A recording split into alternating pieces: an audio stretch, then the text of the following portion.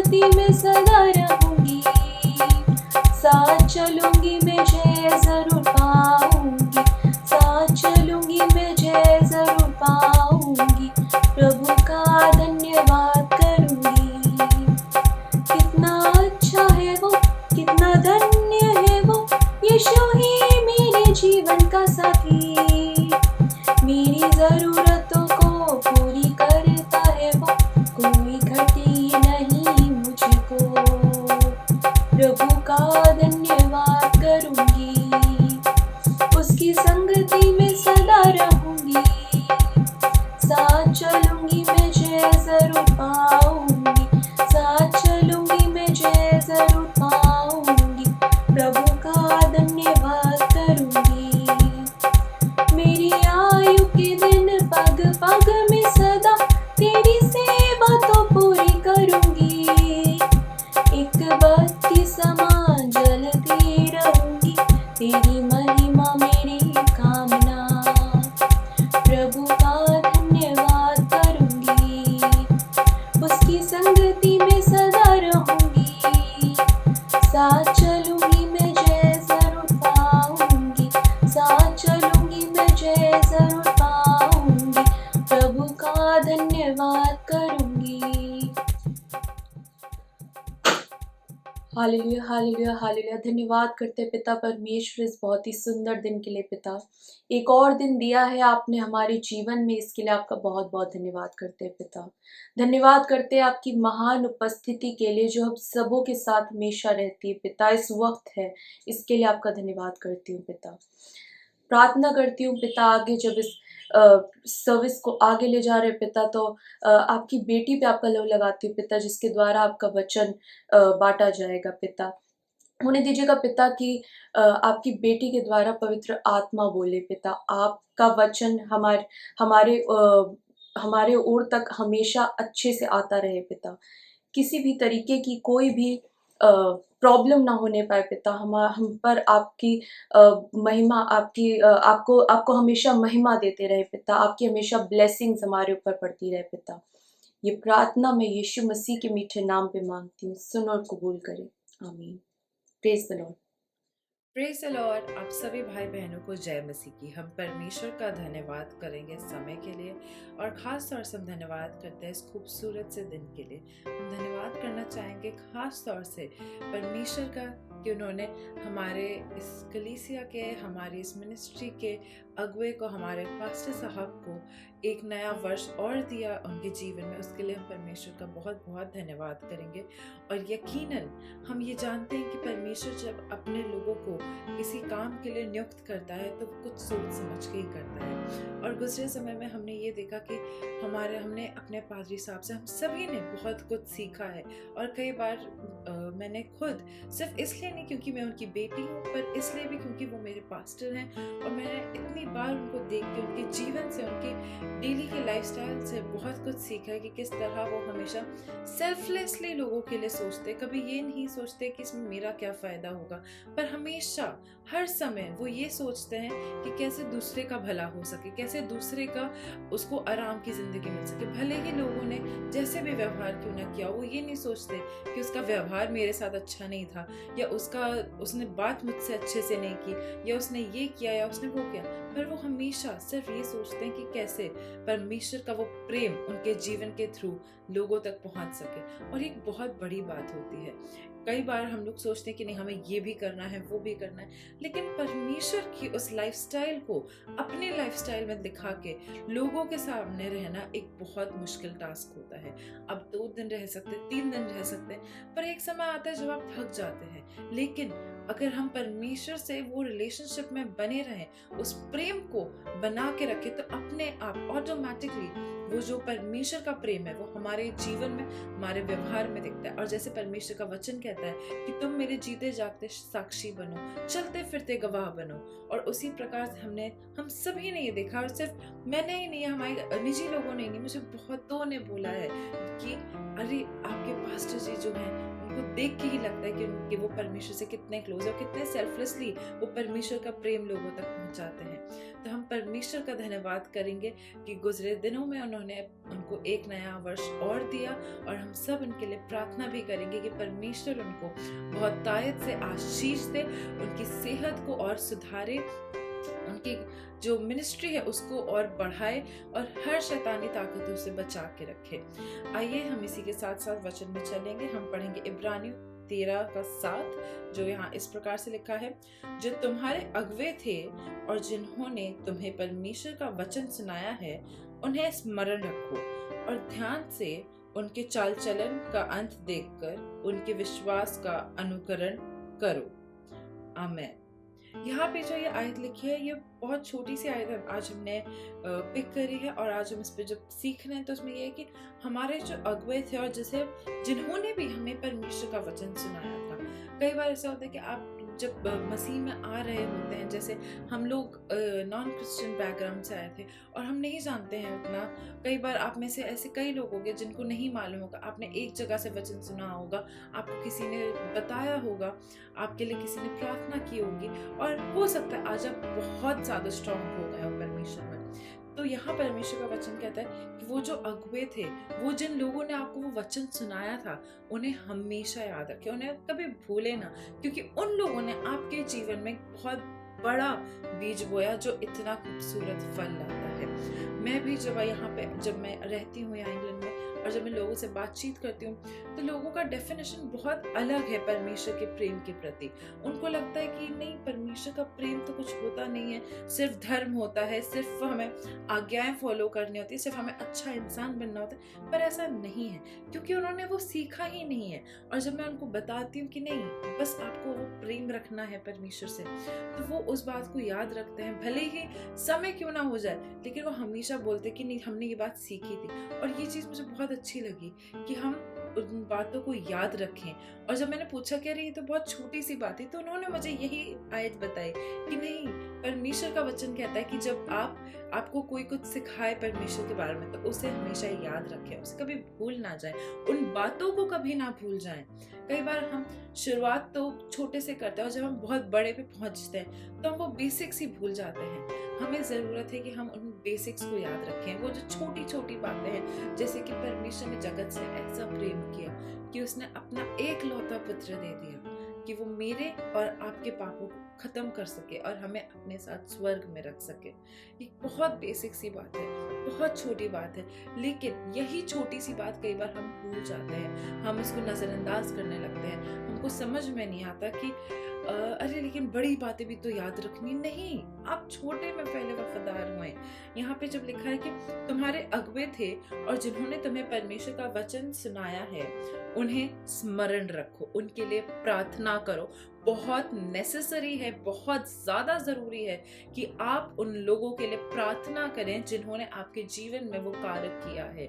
आप उन सभी लोगों के लिए, अपने पास्टर्स के लिए, अपने स्पिरिचुअल पेरेंट्स के लिए, अपने स्पिरिचुअल टीचर के लिए हर रोज़ प्रार्थना करें। जिस प्रकार से आप अपने लिए प्रार्थना करते हैं, आप उसी प्रकार से उनके लिए भी प्रार्थना करें। उनको अपने परिवार में समझें, उनके लिए रोज़ प्रार्थना करें क्योंकि जब कोई इंसान, परमेश्वर किसी इंसान को नियुक्त करता है कि वो अगवा बने, तो उसके पीछे इतनी सारी शैतानी ताकतें आती हैं, आप सोच भी नहीं सकते। और यदि आपके पीछे नहीं आ रही है शैतानी ताकतें, तो मतलब कुछ गड़बड़ जरूर है, क्योंकि अगर आप पे अटैक नहीं हो रहा है, अगर शैतान आपको नहीं तंग कर रहा है, तो मतलब इसका अर्थ ये नहीं होता है कि आप बचे हैं। इसका अर्थ ये है कि जरूर कुछ गड़बड़ है। शैतानी ताकतें अटैक करती हैं, लेकिन परमेश्वर आपको बचा लेता है हर दफा। वो क्यों बचाता है, वो कैसे बचाता है? वो इस तरह से बचाता है क्योंकि आपसे प्यार करता है। उसका प्रॉमिस है कि वो आपको कभी कुछ नहीं होने देगा। यहाँ पे भी जब हम पढ़ते हैं कि उन्हें स्मरण रखो, जब हम उन्हें स्मरण करते हैं तो उनकी बातों को याद रखें, उनके लिए प्रार्थनाएं करें, उनके लिए ये प्रार्थना करें कि उन्हें हर शैतानी ताकतों से बचा के रखे। क्योंकि जब शैतान देखता है कि हाँ, ये इंसान बहुत काम कर रहा है परमेश्वर का, इस पे अटैक करते हैं, इस पे ये मुसीबत ले आओ, उस पे वो मुसीबत ले आओ, इसके साथ ऐसा हो जाए, वैसा हो जाए, तो बहुत ज़रूरी है इस वक्त कि हम सबको प्रार्थनाएं करनी है। हमें बहुत ज़्यादा आवश्यकता होती है एकजुट होकर, एक मन होकर प्रार्थना करें, प्रोटेक्शन की प्रार्थना करें, फेवर की प्रार्थनाएं करें। यहाँ आगे जो हम पढ़ते हैं, यहाँ लिखा है, और ध्यान से उनके चाल चलन का अंत देखकर उनके विश्वास का अनुकरण करो। कई बार हम विश्वास में जब कमजोर पड़ जाते हैं, तो क्यों परमेश्वर हमसे कहता है कि अपने अगुओं के विश्वास को देखो, उन लोगों को देखो जिन्होंने तुम्हें सिखाया था, उनके विश्वास का जो पैटर्न है उसे देखो। और जब तुम्हें देखे कि उनका विश्वास का पैटर्न इतना स्ट्रांग रहा है तो उसे फॉलो करने की कोशिश करो। वो क्यों कहता है? क्योंकि एक समय में परमेश्वर ने जब उन्हें हमारे जीवन में रखा था कि हम उनसे कुछ सीखें, तो ज़रूर परमेश्वर ने सोचा है कि वो हम उनसे और भी बहुत कुछ सीखते हैं। वो सिर्फ वन टाइम के लिए नहीं था, वो इसलिए नहीं था कि हम एक बार सीखें और उसके बाद भूल जाएं। वो इसलिए था कि कभी भी यदि हम कमज़ोर पड़ें तो हमें उनके जीवनों को देख के, उनके चाल चलन को देख के हमें अपना जो विश्वास है उसको हम और दृढ़ कर सकें और स्ट्रॉन्ग कर सकें और ज़्यादा उसको वैलिडेट कर सकें। और जब हम यहाँ पे ये देखते हैं कि ये जो परमेश्वर कहता है कि उनके उन अच्छे कार्यों को देखो, उनके उस अच्छी दौड़ को देखो जो उन्होंने मसीह में दौड़ी है। बहुत ज़रूरी होता है उस अच्छी दौड़ को देखना जो मसीह में दौड़ते हैं, क्योंकि बहुत कम लोग हो पाते जो अंत तक उस दौड़ को अच्छी दौड़ते हैं। और आज के दिन मैं यही चाहूँगी कि हम सब लोग भी अपने पासबान की उस अच्छी दौड़ को देखें, चाहे कितनी मुसीबतें क्यों ना आ गई हों, चाहे कितनी ही परेशानियाँ क्यों ना आ गई हों, चाहे कितनी बार ही वो गिरे क्यों ना हो, लेकिन परमेश्वर ने उनको हर बार खड़ा किया, क्योंकि वो परमेश्वर की उस दौड़ में दृढ़ थे। वो चाहे बाकी सब में दृढ़ रहे या नहीं रहे, वो उस दौड़ में अभी भी दृढ़ हैं और वो परमेश्वर के हाथ को थामे हुए हैं। और इसीलिए आज हम सबको जरूरत है, यदि आपका विश्वास कमजोर हो रहा है, यदि आपको डर लग रहा है, आपको बस इतना याद रखना है कि आपको उस मसीह की दौड़ में बस लगे रहना है। आपको उस मसीही जीवन में अपने आप को स्ट्रॉन्ग रखना है। आप कहीं स्ट्रॉन्ग रखें खुद को या ना रखें, it doesn't matter. It doesn't even matter कि आपके पास वो टैलेंट है या नहीं है। इट डजंट इवन मैटर कि आप कितने ज्यादा पावरफुल हैं या नहीं है। सिर्फ मैटर करता है कि आप उस प्रॉब्लम में भी परमेश्वर के प्रति वो वफादारी दिखाएं। परमेश्वर के प्रति भी आप उस बात को याद रखें कि ठीक है, आज ये समस्या है क्योंकि मेरे जीवन में कुछ हो रहा है और वो शैतान तहलका मचा रहा है। जब कहीं कोई खजाना छुपा होता है, उसी के आसपास डाकू होते हैं। डाकू वहां नहीं रहते जहां पे सिर्फ कोयला हो और कोई खजाना ना हो। डाकू वहीं रहेगा जहां कोयले के अंदर हीरा छुपा होता है। तो यदि वो डाकू आज आपके जीवनों को सता रहा है, आपको परेशान कर रहा है, तो समझ जाइए कि जो ऊपरी कोयला है, उसके कोयले के नीचे वो हीरा छुपा हुआ है और उस हीरे को चुराने के लिए ही वो शैतान आ रहा है। यदि शैतान नहीं आ रहा, यानी कि कोई हीरा भी नहीं है, कोई वो बड़ी बात नहीं है। और जब ये मुसीबतें आते देखें तो इस पर डरे नहीं, इसको देख के आप डरे ना, बल्कि इसको देख के आप ये सोचें कि परमेश्वर का वो कार्य आपके जीवन में हो रहा है। और मैं चाहूंगी कि जब हमने ये आयत को पढ़ी है तो हम सब लोग एक दफा उन सभी लोगों को याद करें जिन्होंने हमें परमेश्वर के वचन के बारे में सिखाया है, चाहे वो बचपन में हो या बड़े हुए हो या आपको स्कूल में कभी सिखाया गया हो या कहीं भी आपने परमेश्वर के बारे में सीखा। मैं चाहूंगी कि हम आज के सभा में, आज के समय में हम खास तौर से उन लोगों को याद करें जिन्होंने हमें परमेश्वर के वचन के बारे में कुछ भी सिखाया हो। और मैं चाहूंगी कि हम सब अपनी आंखों को बंद करें और एक बार परमेश्वर से हम सब लोग एक मन होकर कहें कि परमेश्वर, जितने भी लोगों को तूने नियुक्त किया हमारे जीवनों में कि वे हमें तेरे बारे में कुछ सिखा सकें, आपसे थोड़ा सा भी परमेश्वर आपके बारे में कुछ सिखाएं, आपके वचनों के बारे में सिखाएं। हम प्रार्थना करते हैं उन सभी लोगों के लिए पिता कि आपका फेवर परमेश्वर उनके ऊपर उतरने पर, आपका डिवाइन प्रोटेक्शन उन पर उतरने पर, उनको हर शैतानी चालों से बचा के रखे। और खास तौर से परमेश्वर उनकी इस सेवा को आप और ज्यादा ब्लेस करें और आगे बढ़ाएं, ताकि वो और दूर दूर तक आशीष का कारण बन सके। हम प्रार्थना में इस पूरी प्रार्थना को हम यीशु मसीह के नाम से मांगते हैं और हम साथ ही साथ धन्यवाद करेंगे उन सभी लोगों का जिन्होंने हमें परमेश्वर में और आगे बढ़ाया है। Praise the Lord. आइए हम सब अपने आंखों को बंद करें और जिस अंग में भी आपको दर्द और तकलीफ है, उस अंग पे अपना हाथ रख लें, इस विश्वास से कि प्रभु यीशु आपको छुएंगे। आइए हम प्रार्थना में चलें। Hallelujah, hallelujah. धन्यवाद, धन्यवाद, धन्यवाद पिता परमेश्वर। हम धन्यवाद करते हैं सारी बातों के लिए, धन्यवाद करते हैं सुंदर वचन के लिए परमेश्वर। प्रार्थना करते हैं खास तौर से परमेश्वर, जिस विश्वास से परमेश्वर भाई और बहनों ने परमेश्वर अपना हाथ उस अंग पे रखा है जहाँ इनको दर्द है, जहाँ तकलीफ है, जहाँ इनके शरीर में बंधन है। प्रार्थना करते परमेश्वर, आपने हर एक बंधनों को क्रूस पर तोड़ दिया है परमेश्वर। आपने क्रूस में पूरा कार्य किया परमेश्वर। आपने परमेश्वर, आपके कोड़े खाने से हम सब चंगे होते हैं। आपने पूरे 39 कोड़े खाए परमेश्वर। इस वक्त जब भाई और बहन ने परमेश्वर अपना हाथ उस अंग पे रखा है जहाँ इनको दर्द है, जहाँ तकलीफ है परमेश्वर, इसी घड़ी छू परमेश्वर उनको, और इसी घड़ी छू के उनको स्वतंत्र कर परमेश्वर, वो दर्द से, उस परमेश्वर उस चोट से, उस घाव से जो उनको परमेश्वर शरीर में पाया जाता है, इसी घड़ी छू परमेश्वर उस बीमारी से उनको स्वतंत्र कर, क्योंकि आपके कोड़े खाने से हम सब चंगे होते हैं परमेश्वर। आपके कोड़े खाने से एक एक घाव दूर हो जाते हैं परमेश्वर। जो भी परमेश्वर चोटें लगी है सब पूरी तरह हील हो जाते हैं। जो भी हड्डियां टूटी हैं, हड्डियां जुड़ जाती हैं यीशु के नाम से। जहाँ कहीं भी दर्द है, जहाँ बीमारी पाया जाता है, वो सारी बीमारियां दूर हो जाता है। आपके कोड़े खाने से अगर डॉक्टर्स की रिपोर्ट कुछ भी नेगेटिव आई हो, यीशु के नाम से पूरी तरह वो हील हो जाते हैं। आपके परमेश्वर अनुग्रह से परमेश्वर जिन अंगों में भी परमेश्वर जहाँ भी दर्द है, बीमारी है, चाहे वो बुरे सपनों के द्वारा आया हो या किसी भी द्वारा आया हो, तमाम बंधनों से आप स्वतंत्र करते हैं परमेश्वर। जिस विश्वास से इन्होंने हाथ रखा है, इनके विश्वासों के अनुसार इसी घड़ी परमेश्वर छू के चंगाई दे परमेश्वर, पूरी तरह आजाद कर। इधर अखार इधर इधर अखाला लकोर शतार इधर अखाला लकोर लब इधर अखाला लकाला लकोरो और खोर शेद इधर इधर अखाला लखाला इधर अखाला लकोर शतर बोरो करो। अपने दुगने अभिषेक से भर परमेश्वर, दुगने बल और सामर्थ्य से भर। जिनको भी पैरों में कमजोरी लग रही है, तमाम पैरों की कमजोरियां दूर होने पाए। और खोर शेद इधर इधर अखाला खाला शतर बोरो करो। घुटनों का दर्द यीशु के नाम से दूर होने पाए। पिंडलियों का दर्द यीशु के नाम से दूर होने पाए। पैरों में सूजन है अगर, वो भी यीशु के नाम से दूर होने पाए।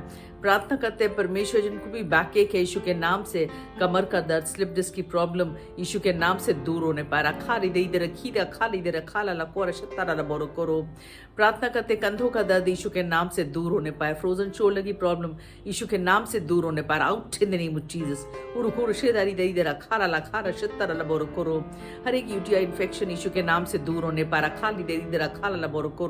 किडनी का हर इन्फेक्शन जाता रहे यीशु के नाम से। हर पथरी की प्रॉब्लम, स्टोन की प्रॉब्लम यीशु के नाम से दूर होने पाए।